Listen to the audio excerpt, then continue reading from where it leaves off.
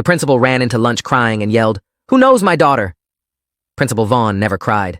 In 4 years at Northridge High, I'd seen him suspend kids without blinking, fire teachers mid-semester, stand unfazed while parents screamed in his face during board meetings. The man was granite. So when he burst through the cafeteria doors at 12:47 on a Thursday with tears streaming down his face and mascara from his wife's makeup smeared under his eyes like he'd been rubbing them raw, every fork in the room froze midair. His voice cracked when he screamed it. "Who knows my daughter?" His hands were shaking. His tie was loose and crooked. There was dirt on his knees like he'd been crawling on the ground. Behind him, 2 police officers appeared, both with radios crackling. Officer Mendez and Officer Liu, the school resource officers who usually just stood around looking bored. They weren't bored now. They looked grim. Principal Vaughn's eyes swept the cafeteria, wild and desperate, landing on faces one by one. His daughter Lily was a sophomore. Quiet girl, honor roll, always reading in corners. I'd had biology with her last year. She sat 2 rows ahead and never spoke unless called on. "Who knows Lily Vaughn?" The principal shouted again, louder this time. "Tell me right now. Where is she? What happened to her?" My best friend Austin grabbed my arm under the table. His grip was tight enough to hurt. "Dude," he whispered, "Lily's missing." I stared at Principal Vaughn's face, at the raw panic there, and my stomach dropped. This wasn't about school rules or academic integrity or any of the usual administrative nonsense. This was a father losing his mind in front of 400 students because his daughter was gone. 3 hands went up across the cafeteria. Mine wasn't one of them. I knew Lily existed, had seen her around, but we'd never spoken outside of that one biology class where we'd been lab partners for exactly 2 weeks before she asked to switch. She'd been polite about it, said she worked better alone, but I'd gotten the message. I wasn't worth her time. The 3 students with raised hands were pulled from their seats immediately. Emma Chen from Student Council. Fuck, not that name. Make it someone else. The 3 students were Vanessa Price from Student Council, David Coe from the Theater Department, and Isaiah Brooks from Sophomore English. All of them looked terrified as Officer Mendez gestured them forward. Principal Vaughn's face collapsed with hope when he saw them approaching. His voice dropped to something almost pleading. "When did you last see her? What was she doing? Was she upset about something?" Vanessa spoke first, her voice shaking. "I saw her yesterday after school, Mr. Vaughn.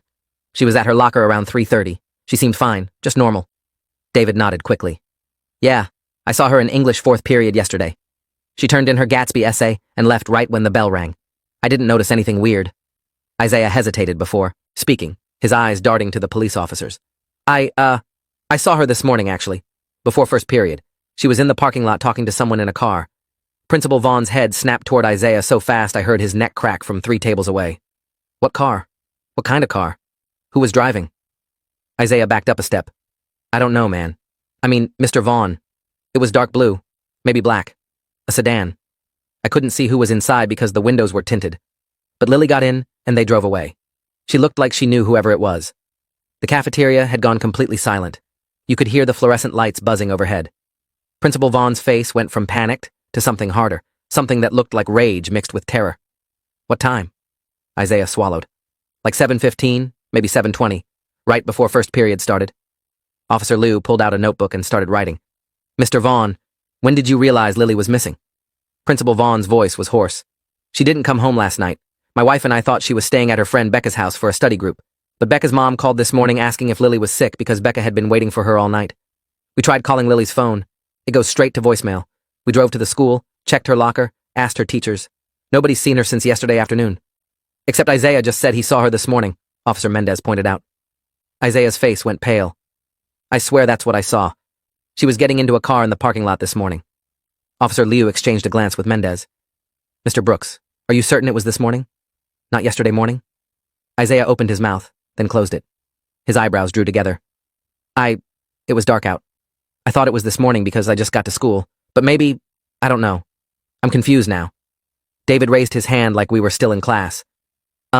If Isaiah saw her yesterday morning, that means she's been missing since then, right? That's over 24 hours. Principal Vaughn made a sound like a wounded animal. "My daughter has been missing for over a day and I didn't know. I thought she was studying. I thought she was safe." Officer Mendez put a hand on his shoulder. "Sir, we need you to come to the station with us. We'll need recent photos, her phone records, a list of friends and contacts, everything. We're going to find her." Principal Vaughn nodded, but his legs seemed to give out.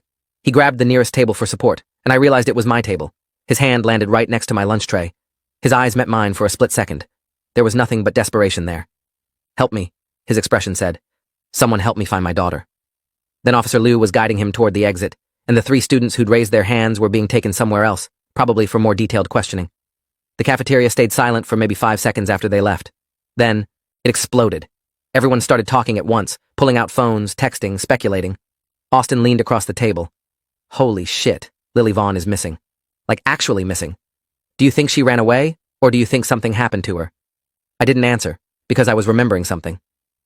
2 weeks ago in the library during study hall, I'd seen Lily sitting alone at one of the back tables. She'd been crying quietly, her shoulders shaking, staring at her phone screen. I'd walked past on my way to return a book, and she'd looked up at me. Her eyes were red and swollen. She'd opened her mouth like she wanted to say something, then shook her head and looked back down at her phone. I'd kept walking because it felt like she wanted privacy. Now I wondered what she'd been about to say. Now I wondered if that moment mattered. My phone buzzed. Text from a number I didn't recognize. You saw something. Don't pretend you didn't. I stared at the screen. My hands started shaking. I showed it to Austin and his face went white. Dude, who sent that? I don't know. The number's not in my contacts. Another text came through. The library. 2 weeks ago. You walked right past her and you saw. My heart was pounding now. Someone had been watching me in the library that day. Someone knew I'd seen Lily crying. Someone knew I'd walked away without helping. Austin grabbed my arm again. You need to tell someone about this. Tell the police. This is like witness intimidation or something. I was about to respond when the PA system crackled to life. Vice Principal Stamos' voice came through, strained and formal. Students and staff, we need everyone to remain calm. The situation is under control. Classes will continue as scheduled. However, we ask that anyone with information about Lily Vaughn's whereabouts please report immediately to the main office. I repeat, if you have any information about Lily Vaughn, come to the main office now. The PA clicked off. Austin looked at me. You're going, right? You're going to tell them about the texts and about seeing her crying in the library. I should have said yes immediately. I should have stood up and walked straight to the office. But something stopped me. The text had said, don't pretend you didn't see. It hadn't said, don't tell anyone. It was a warning. But what kind? Was someone threatening me to stay quiet, or was someone pushing me to speak up? My phone buzzed again. She trusted you once. Biology class. Remember? You were the only one who listened when she talked about her research project. She said you were different from the other guys. That stopped me cold because it was true. During our brief 2 weeks as lab partners, Lily had talked about this independent research project she was doing on environmental contamination in local water sources. She'd been passionate about it, animated in a way I'd never seen her in regular class. I'd asked questions, and she'd lit up, explaining her methodology and findings. Then, she'd asked to switch partners, and I'd figured she'd been annoyed I was asking too many questions or taking up too much of her presentation time. But the text made it sound like she'd valued our conversations, like maybe she'd switched partners for a different reason. I stood up. Austin looked at me with relief. Finally. Let's go. No, I said. I need to go alone. If someone's watching me, I don't want you involved. Austin's face hardened. That's exactly why I should come with you. You're not going into this by yourself. But I was already walking away, heading not toward the main office, but toward the library. If someone wanted me to remember that moment 2 weeks ago, maybe there was something there I'd missed. Maybe Lily had left something behind. The library was empty except for Mrs. Kowalski at the circulation desk, absorbed in cataloging returns. I headed straight to the back table where I'd seen Lily crying. It looked exactly the same.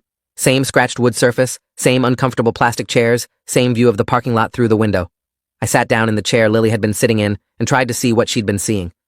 The parking lot was half full. Students' cars in neat rows, faculty spots near the building entrance. Nothing unusual. I pulled out my phone and looked at the texts again. You saw something. She trusted you once. There had to be more to this than just walking past someone who was crying. I closed my eyes and forced myself to replay that moment in detail. Lily at the table, phone in hand, crying.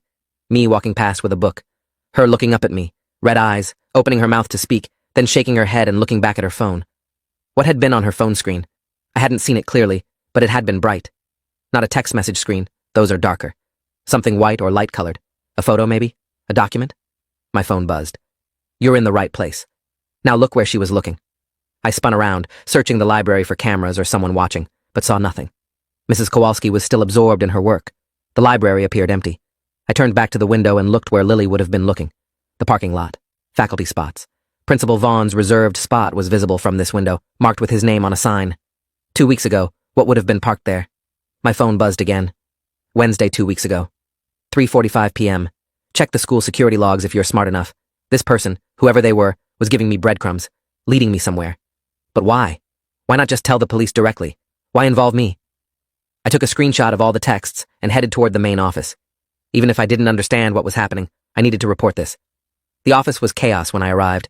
Parents were calling, Teachers were gathering in worried clusters, and I could hear Principal Vaughn's voice behind the closed door of the conference room, loud and anguished. Vice Principal Stamos saw me in the doorway. "Can I help you? I have information about Lily Vaughn." Her expression changed immediately from bureaucratic stress to sharp focus. "Come with me." She led me past the main desk into a small meeting room where Officer Mendez was reviewing what looked like attendance records. "Officer, this student says he has information." Officer Mendez looked up, pulled out his notebook. "Name? Jeremy Holt, Jr. Lily Vaughn and I were lab partners briefly last year in biology." He wrote it down. "What information do you have, Jeremy?" I showed him my phone, the string of texts from the unknown number. His expression darkened as he read them. "When did you receive these?" "Starting right after Principal Vaughn left the cafeteria. The first one came maybe 2 minutes after." Officer Mendez took my phone, started screenshotting the messages. "These texts reference you seeing something in the library 2 weeks ago." "Tell me about that." I explained the whole thing. Seeing Lily crying at the back table, her looking up at me, the way she'd seemed like she wanted to say something but didn't. The texts claiming she'd trusted me during our biology partnership. Officer Mendez listened without interrupting, taking notes the whole time. "And these texts just started today? You've never received anything from this number before?" "Never. I don't even know whose number it is." He was already typing something into his laptop. "We'll trace it, but if someone's being this careful, it's probably a burner phone or a spoofed number." He looked up at me. "Jeremy, I need you to think very carefully. During your time as Lily's lab partner, did she ever mention being scared of someone? Feeling threatened? Having problems with anyone?" I thought back to those 2 weeks. We'd mostly talked about science, about her research project. She'd mentioned her parents once, said her dad was stressed about school board politics, and her mom was traveling for work constantly. She'd said it in a way that sounded lonely, like she wished her mom was around more. But nothing that screamed danger or abuse. No, nothing like that. She seemed, I don't know, isolated maybe? But not scared. Officer Mendez wrote something down. "What about friends? Did she mention anyone she was close to?" "She talked about someone named Becca once. Said they were supposed to work on a project together." That matched what Principal Vaughn had said about Lily supposedly staying at Becca's house. Officer Mendez nodded slowly. "Becca Lindstrom. We've already spoken to her. She says Lily was supposed to come over Wednesday night for studying but never showed up. Becca assumed Lily had forgotten or something came up, didn't think to call Lily's parents because she figured they knew. So Lily told her parents she was going to Becca's, told Becca she might not make it, and then disappeared somewhere in between." My phone buzzed in Officer Mendez's hand. He looked at the screen, then at me. Another text. It says, "Ask about the car in Spot 12 on Wednesday the 6th at 3:45. Spot 12 is faculty parking. We can check security footage from that date and time." Vice Principal Stamos, who'd been standing quietly in the corner, spoke up. "Spot 12 is assigned to Coach Draven. Nate Draven, girls' soccer coach." Officer Mendez's expression didn't change, but something shifted in his posture. "Is Coach Draven here today?" "I haven't seen him," Stamos said. "Let me check." She pulled out her phone, made a call, waited. Her face went pale. "He called in sick this morning, said he had the flu." Officer Mendez stood up. "I need his home address, his phone number, and I need to see every piece of security footage from the past 3 weeks showing parking spot 12. Now." Stamos nodded and rushed out. Officer Mendez looked at me. "Jeremy, I need you to stay on campus. Don't leave school grounds. If you receive any more texts, you come find me immediately. Understand?" I nodded. He left the room, already talking into his radio. I sat there alone for maybe 30 seconds before my phone buzzed again. It was still lying on the table where Officer Mendez had left it. The new text read, "Good, now they're looking at the right person. But it's bigger than him. Check Lily's research project. The real one, not the school version." I grabbed my phone and ran back to the library. Mrs. Kowalski looked up as I burst through the doors. "Jeremy? Is everything okay? I need to access the digital archives, the student research repository. Can I use your computer?" She hesitated. "That requires teacher authorization or a student account with research privileges. It's about Lily Vaughn." "Please." Mrs. Kowalski's face softened with understanding. She stood and gestured to her computer. "Make it quick." I logged into the student research portal using my own account, then searched for Lily Vaughn's projects. Her official school submission came up first, a well-formatted paper on water contamination in Northridge Creek with standard methodology and unremarkable findings. Competent work, but nothing groundbreaking. But the text had said the real one, not the school version. I clicked through her account permissions and saw she had a private folder labeled "Draft Work Do Not Submit." My account shouldn't have been able to access it, but there was a shared permission from 6 weeks ago, shared with Jeremy Holt. She'd given me access to her private research, and I'd never known. I clicked the folder open and found a completely different project. This one was titled "Environmental and Chemical Analysis of Industrial Runoff from Northridge Manufacturing with Evidence of Systematic Violations." The paper was over 40 pages long. I started reading, and my stomach turned. Lily hadn't just been studying the creek. She'd been investigating Northridge Manufacturing, the biggest employer in town, the company that sponsored half the school's sports programs and donated hundreds of thousands to the district every year. Her research documented illegal chemical dumping, falsified environmental reports, and contaminated groundwater that exceeded EPA limits by catastrophic margins. She had photos, water samples with lab analysis, internal company documents that she'd somehow obtained. This wasn't a high school science project. This was investigative journalism that could shut down the entire plant and cost the town thousands of jobs. At the bottom of her report was a note dated 1 week ago. Contacted EPA Regional Office. They're opening an investigation. Meeting with Agent Voss next Wednesday to hand over evidence. Wednesday, the day Lily disappeared. My hands were shaking as I scrolled through the rest of her files. She'd documented threats too. Screenshots of anonymous messages telling her to drop the project, to stop asking questions, to mind her own business. Photos of her car with slashed tires. A video of someone following her home from school. She'd reported none of it to police or school administration. Instead, she'd compiled everything methodically, adding it to her evidence folder like she knew exactly what she was doing. At the very bottom was a file labeled Insurance. I clicked it open and found a video. Lily's face appeared on screen, sitting in her bedroom, speaking directly to camera. Her voice was steady, but her hands were shaking. My name is Lily Vaughn, and I'm making this video in case something happens to me. I've been investigating Northridge Manufacturing for 7 months. I have proof they're violating federal environmental laws and poisoning our community. I've been threatened, followed, and intimidated. If I disappear, or if anything happens to me, the people responsible are connected to Northridge Manufacturing. I've already sent copies of my evidence to the EPA, but I'm leaving this file here too. Coach Nate Draven has been helping me. He's the only adult I trusted with this information. If something happens, find Coach Draven. He knows everything. The video ended. I sat there staring at the screen, my mind racing. Coach Draven was helping her? But the anonymous texts had pointed to Coach Draven's car, had led the police to investigate him. Unless Coach Draven was the threat, and Lily had been wrong to trust him, or unless someone was framing Coach Draven to stop the investigation. I needed to tell Officer Mendez about this immediately, but my phone buzzed before I could move. One more thing. Check who sits on the Northridge Manufacturing Board of Directors. Specifically check the community liaison position. I opened a new browser tab and searched for Northridge Manufacturing's corporate structure. Found their website, clicked through to About Us, then Board of Directors. Scrolled through names and titles until I reached Community Liaison. The photo loaded, and my breath caught. Principal Richard Vaughn, board member and community liaison since 2019. Lily's father was on the board of the company she was investigating. The company that was illegally dumping chemicals and poisoning people. The company whose crimes she'd reported to the EPA. Did Principal Vaughn know about Lily's investigation? Did he know his daughter was about to destroy his reputation and cost him his board position? The desperate father in the cafeteria had seemed genuine, but so much of this didn't add up. I grabbed my phone and ran back toward the main office, but stopped halfway down the hall. Officer Mendez was standing there with Principal Vaughn, both of them looking at a laptop screen. Principal Vaughn was nodding, pointing at something, speaking in that same desperate voice. We need to find her. Please, you have to understand. My daughter means everything to me. I can't lose her. His performance was perfect. If I hadn't just learned about his connection to Northridge Manufacturing, I would have believed him completely. Instead, I turned around and headed for the side exit, pulling out my phone to call 911 directly. I needed to talk to someone who wasn't involved with the school, who wouldn't report back to Principal Vaughn. The 911 operator answered on the second ring. This is 911. What's your emergency? My name is Jeremy Holt. I'm a student at Northridge High. I have critical information about the Lily Vaughn missing persons case. It's not safe to talk to the school resource officers. I need to speak with detectives who aren't connected to the school district. There was a pause. Hold, please. I waited, pressed against the wall near the exit, watching the hallway for any sign of Principal Vaughn or the officers. A new voice came on the line, deeper and more authoritative. This is Detective Kowalski with the county police. I understand you have information about Lily Vaughn? I'm Jeremy Holt. Lily and I were lab partners last year. I just found her private research files. She was investigating Northridge Manufacturing for environmental crimes. She had evidence of illegal dumping, and she contacted the EPA. She disappeared the day she was supposed to meet with a federal agent. And Principal Vaughn, her father, sits on Northridge Manufacturing's board of directors.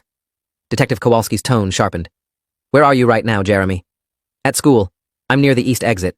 I need to get these files to someone who isn't involved with the school district. Stay where you are. Don't move. I'm sending units to your location now. Do not speak to anyone from the school. Do you understand? I understand. Jeremy, I need you to answer this carefully. Do you feel like you're in immediate danger? I thought about the anonymous texts, about Principal Vaughn's performance in the cafeteria, about Coach Draven calling in sick. I don't know. Someone's been texting me all day, leading me to this information. I don't know who or why. Stay on the line with me. Units are 3 minutes away. Detective Kowalski paused. Jeremy, the person texting you, are they threatening you or helping you? Helping, I think. They led me to Lily's research. They pointed the school officers toward Coach Draven, but I think that might be misdirection. I think they're trying to expose what really happened without revealing themselves. 2 minutes. Keep talking to me. Tell me about these research files. What exactly did Lily document? I explained everything while watching the hallway, my voice low and urgent. The chemical dumping, the contaminated groundwater, the threats Lily had received, the video she'd made naming Coach Draven as her ally. Principal Vaughn's position on the company board. Detective Kowalski listened without interrupting. When I finished, he said, "Jeremy, this is extremely important. In Lily's video, did she say anything about where she was planning to meet the EPA agent?" The video just said next Wednesday. That was yesterday. She must have had a specific time and location. I pulled my phone away from my ear and opened Lily's files again while keeping Detective Kowalski on speaker. Scrolled through her documents until I found an email chain with someone named Agent Patricia Voss. The most recent email from Voss read, "Meeting confirmed for Wednesday 3 p.m. at the Northridge Creek access point behind the manufacturing plant. Come alone and bring all physical evidence." I read it aloud to Detective Kowalski. His response was immediate. "Units are pulling up now. You should see them outside the east doors. Go with them. We're sending people to the creek access point immediately." I pushed through the doors and saw 3 police cars in the parking lot, lights off but officers standing ready. One of them waved me over. "Jeremy Holt?" "Yes. Get in. We're taking you to the station where you'll be safe. You did the right thing calling us."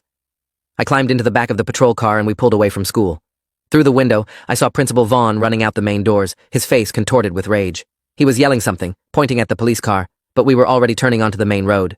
The officer in the passenger seat looked back at me. "Don't worry about him. Detective Kowalski is handling it." My phone buzzed. The anonymous number again. "You did good. She's alive. They're bringing her in now." Before I could process that, the officer's radio crackled. "All units, this is Detective Kowalski. We've located Lily Vaughn at the creek access point. She's alive and in protective custody. Coach Nate Draven is with her. Both are safe. I need units to Northridge High School immediately to detain Principal Richard Vaughn for questioning." Relief flooded through me so intensely I felt dizzy. Lily was alive. The officer who'd been driving looked back at me with something like respect. "Kid, you might have just saved that girl's life." We arrived at the county police station, and I was taken to a conference room with bottles of water and a box of stale donuts. Detective Kowalski appeared 10 minutes later, a tall man with gray hair and sharp eyes. He sat down across from me and pulled out a recording device. "Jeremy, I need to get your full statement on record, but first I want you to know that Lily Vaughn is safe. She's been in hiding since Wednesday afternoon with Coach Draven. They never made it to the meeting with the EPA agent because they were followed from the school. Coach Draven recognized the tale and made the decision to hide Lily until they could figure out who was after her. Why didn't they call the police?" Detective Kowalski's expression was grim, because Lily didn't know who to trust. Her father is on the Northridge Manufacturing Board. The school resource officers are hired by the district, which receives substantial funding from Northridge Manufacturing. Even some of our local police have family members who work at the plant. She and Coach Draven decided their safest option was to go dark until they could get the evidence to federal authorities. But someone knew where they were planning to meet? Yes. We're still investigating how, but we believe someone intercepted communications between Lily and Agent Voss, possibly through Lily's phone or email. When Lily realized she was being followed, she and Coach Draven abandoned the meeting and went to a remote location. Coach Draven used his personal network to keep them supplied and hidden. That explained why he'd called in sick this morning. What about the texts I received? Who sent them? Detective Kowalski leaned back in his chair. That's the interesting part. We traced the number and it belongs to a phone registered to Lily Vaughn. A second phone that wasn't her primary phone. She was texting you? But why? Why not just tell me directly or text the police? Because Lily was still hiding and didn't want to reveal her location until she knew it was safe. But she needed someone to find her research and understand the full scope of what was happening.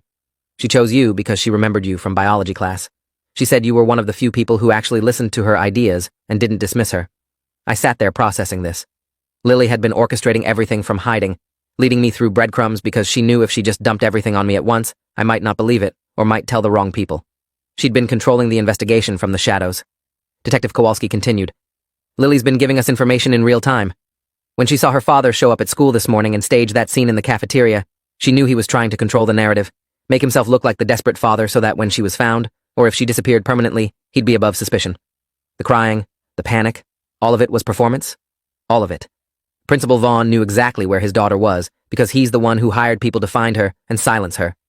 When she went into hiding and he couldn't locate her, he panicked and decided to play the grieving father publicly. It would give him cover and put pressure on. Local police to find her quickly so his people could get to her first. My stomach turned. How could a father do that to his daughter?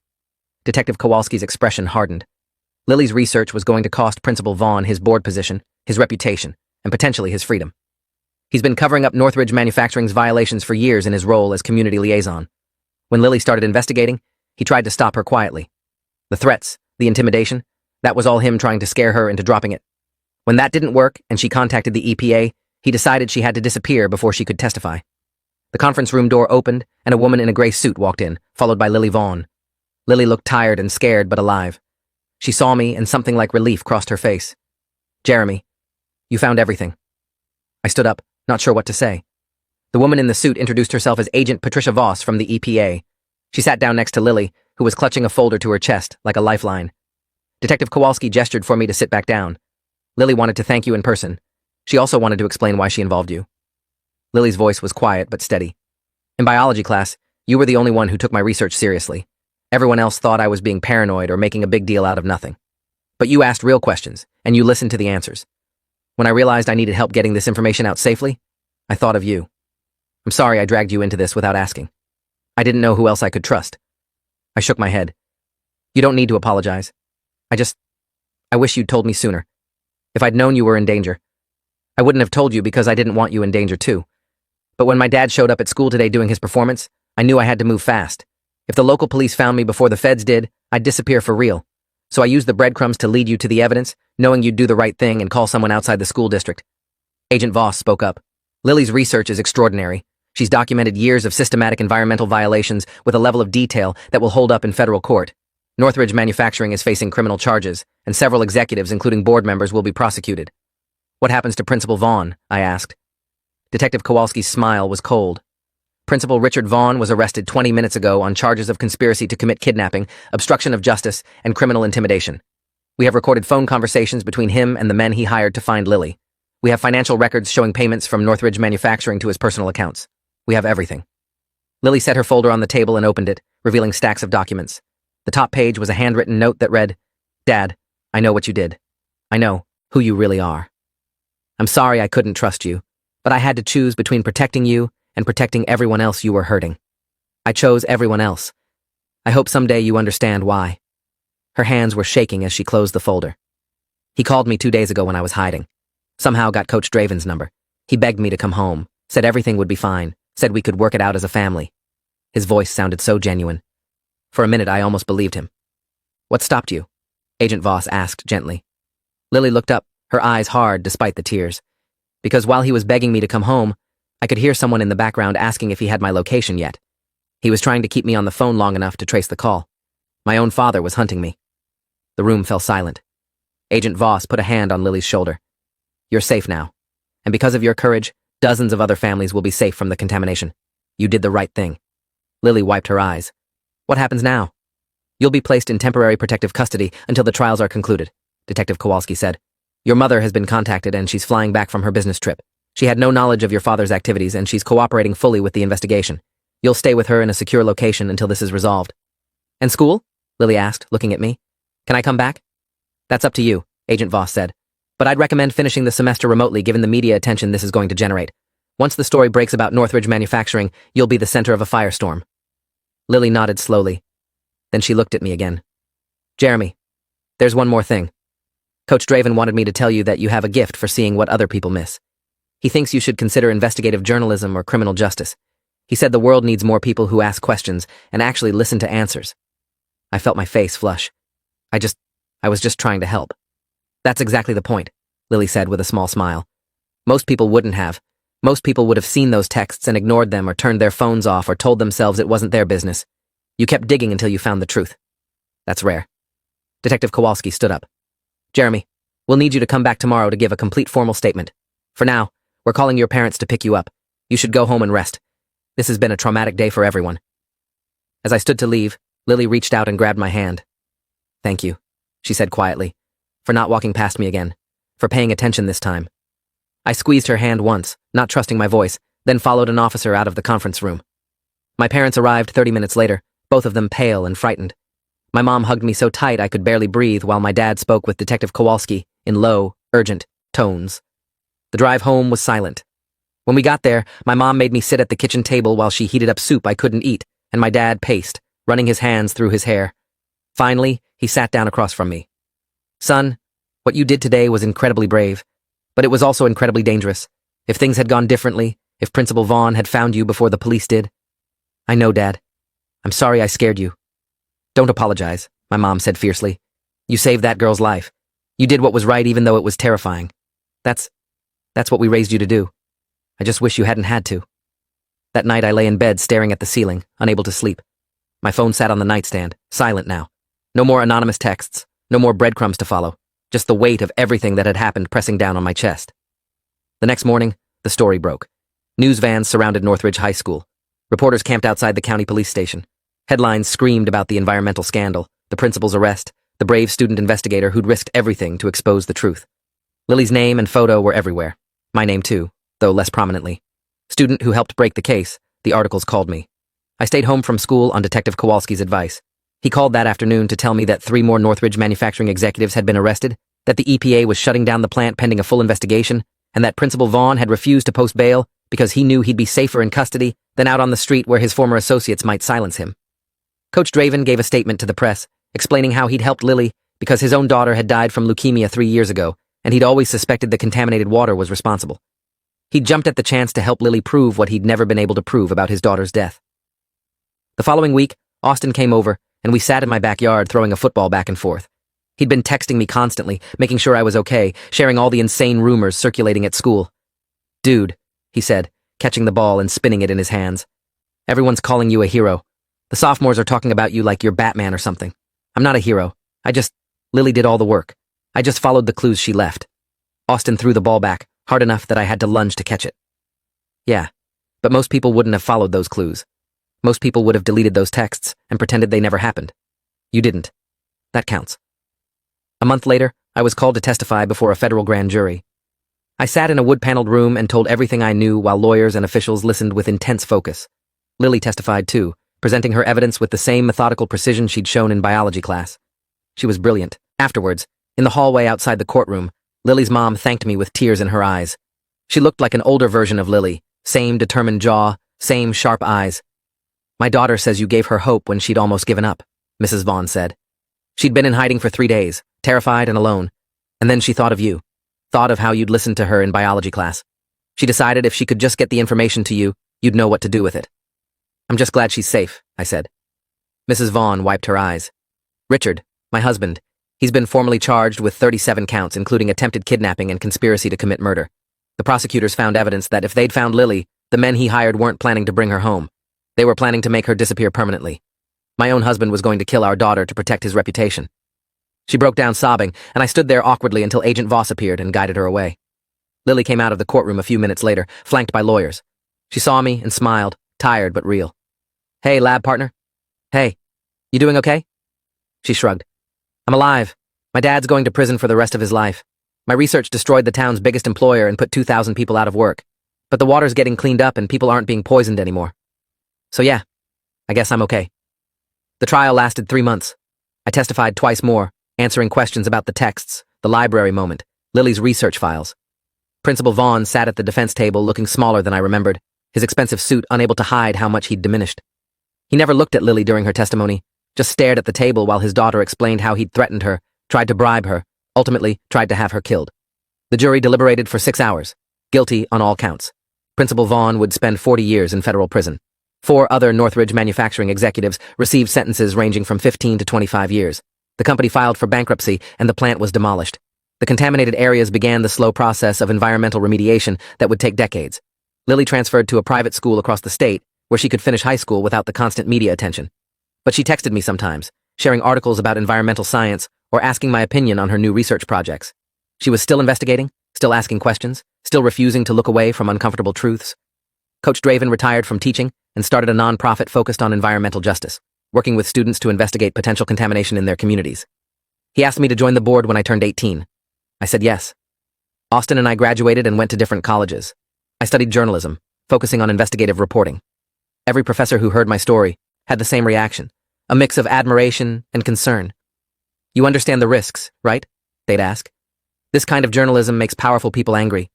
I'd think of Lily crying alone in the library, of Principal Vaughn's desperate performance, of how close we'd come to never knowing the truth. I understand, I'd say. Someone has to ask the questions. 2 years after the trial, I was home for winter break when I got a text from an unknown number. For a second, my heart stopped, remembering those anonymous messages from years ago. But this one just said, "Coffee? It's Lily. I'd love to catch up. We met at a small cafe downtown, away from the old school and all its memories. Lily looked different, older, her hair longer and her expression more confident. She'd survived and it showed. We talked for 3 hours, catching up on college, on life, on everything that had happened since that Thursday in the cafeteria, when her father had stormed in crying and yelling. "I'm writing a book," Lily said toward the end of our conversation. "About the investigation, the cover-up, all of it. My publisher wants me to focus on the environmental science and the corporate corruption, but I want to include the personal story too. The fact that my father chose money and reputation over his daughter's life. That's important context," I said. "It shows why these crimes go unreported. Because the people in power are often the people we're supposed to trust." "Exactly." She paused, stirring her coffee. "I want to include you in the book too, Jeremy. What you did, following those breadcrumbs, calling the county police when you realized the school officers couldn't be trusted. That's part of the story. I'm okay with that." "Good. Because I've been thinking a lot about that day. About why I chose you. You want to know the real reason?" "Always." Lily smiled, sad and knowing. "Because in biology class, when I was explaining my research, you asked me a question nobody else had asked. You said, 'What happens if you're right? What are you going to do with this information?' Everyone else was focused on the science, on whether my methodology was sound or my data was accurate. But you were the only one who thought about consequences, who understood that finding the truth was just the beginning, not the end." I remembered that conversation now, vaguely. I'd been genuinely curious about her plans. "What did you say?" I asked. "I think I said I hadn't figured that out yet. You told me to be careful because people don't like being proven wrong, especially about things that cost money. You said sometimes the truth isn't enough. You need proof and a plan and people who will back you up." I'd said that? It sounded wiser than I remembered being at 16. "Yeah, and I didn't fully understand what you meant until later when I started receiving threats. Then I realized you'd been warning me. You'd seen something I'd missed, that having evidence wasn't the same as being safe." We finished our coffee and stood outside, the cafe in the cold December air. Lily pulled her coat tighter and looked at me seriously. "I'm testifying before Congress next month about environmental oversight and corporate accountability. They want to use my case as an example of regulatory failure. It's going to be broadcast everywhere. Will you watch?" "Of course." She smiled. "Good. Because I'm scared, and it helps knowing someone out there is paying attention. Someone who understands why this matters." "I do understand," I said. "And for what it's worth, you're the bravest person I've ever met. Not many people would stand up to their own father, let alone an entire corporation and a corrupt system." Lily's eyes got bright with tears. "Thank you. For everything. For listening in biology class, for following the breadcrumbs, for not giving up when it would have been easier to look away, for seeing me when I needed to be seen." We hugged goodbye, and I watched her walk to her car, shoulders straight despite everything she'd been through. She'd survived, exposed the truth, and was still fighting, still asking questions, still refusing to be silent. 6 months later, Lily's congressional testimony went viral. Her calm, detailed explanation of how corruption had nearly cost her life sparked national conversations about environmental protection and corporate oversight. New legislation was proposed. Oversight agencies received increased funding. Northridge manufacturing became a cautionary tale taught in business ethics classes. And Lily Vaughn became the face of a movement, young people investigating environmental crimes in their communities, refusing to accept that some truths were too dangerous to speak. I watched her testimony from my dorm room with Austin on video chat, both of us marveling at how far she'd come from that quiet girl crying alone in the library. She ended her statement by saying, "Someone once asked me what I would do if I was right about the contamination. At the time, I didn't have a good answer. Now I do. If you're right about something that's hurting people, you speak up. You find evidence. You protect yourself and find allies you can trust. And then you tell the truth as loudly and as clearly as you can, no matter who it threatens or what it costs you. Because silence is complicity, and looking away is a choice. I chose to look. I hope others will too." The committee gave her a standing ovation. Principal Vaughn, watching from prison, had no comment. Years passed, and I built a career investigating stories about institutional corruption and abuse of power, always thinking of Lily's question, "What are you going to do with this information?" The answer was always the same. Tell the truth, protect the vulnerable, refuse to look away.